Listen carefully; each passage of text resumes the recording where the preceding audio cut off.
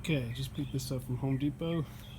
It's the first startup of the Pulsar 4,000 watt peak, 3,500 rated inverter generator. Picked it at Home Depot, pretty good sale. I was going to get one of those Harbor Freight 3500s, but they had this one for about the same price, $6.99, free shipping.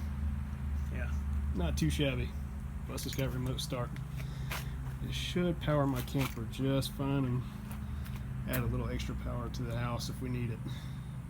Oh, I've already got oil and all that fun stuff in there.